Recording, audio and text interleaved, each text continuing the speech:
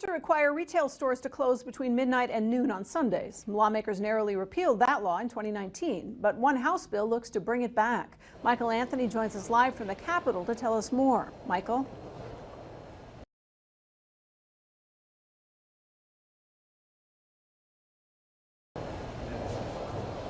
Good evening, Monica. There are efforts to bring back the blue law.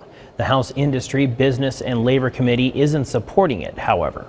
In a 10-4 vote, lawmakers voted to recommend not passing it on the House floor. They heard testimony from supporters saying it's beneficial for employees to have time to spend with families and attend religious gatherings. Those in opposition argue it dampens local economic growth. I think we live in a culture that's so hyper-focused on capitalism, material wealth, and looking at things through purely an economic lens. And there are more important matters in life than just a balance sheet. We hope that you see that this limits economic freedom, it limits consumer choice, it turns the clock back on North Dakota. Specifically, this impacts retail stores like your Walmarts and Targets. Restaurants, gas stations, and tourist attractions are among those that would be unaffected. Now, the House is expected to vote on this tomorrow, but some sponsors did suggest that they may change some of the language and make it more clearer and digestible for the legislature in a hope that it could pass at a later date. We'll see how this goes later on tomorrow.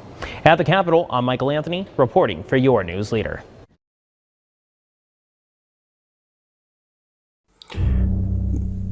This reading is from the book Last Day Events, written by Ellen G. White, based on the news report that we have just watched. We see that they are trying to pass a Sunday law, aka Sunday Blue Laws, and it does sound good, but it is not a day that God has sanctified. It is a regular working day, the first day of the week. So let's read. We should oppose Sunday laws by pen and voice. And that is what I am going to be doing today. As we read, we cannot labor to please men who will use their influence to repress religious liberty and to set in operation oppressive measures to lead or compel their fellow men to keep Sunday as the Sabbath. The first day of the week is not the day to be reverenced. It is a spurious Sabbath, and the members of the Lord's family cannot participate with the men who exalt this day and violate the law of God by trampling upon his Sabbath. The people of God are not to vote to place such men in office, for when they do this, they are partakers with them of the sin which they commit while in office. Fundamentals of Christian education. So we can read on a little bit more. Let's highlight. This is what we're reading now. I do hope that the trumpet will give a certain sound in regard to the Sunday law movement. I think that it would be best if in our papers the subject of the perpetuity of the law of God were made a speciality. We should now be doing our very best to defeat this Sunday law. Counsels to writers and editors.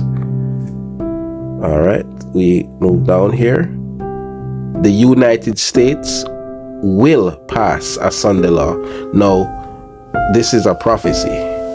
The United States will pass a Sunday law, and this was being said from 1893 and beyond. I'm sure the Bible talks about the United States also being also going to pass a Sunday law.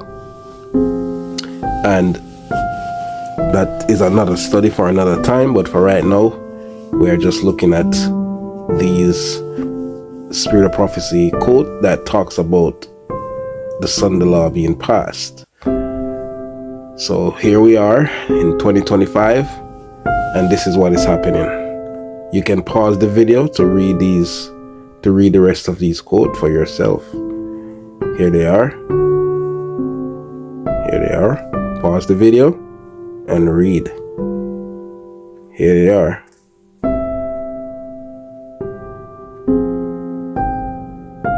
So these are the arguments that are going to be used, as you can see.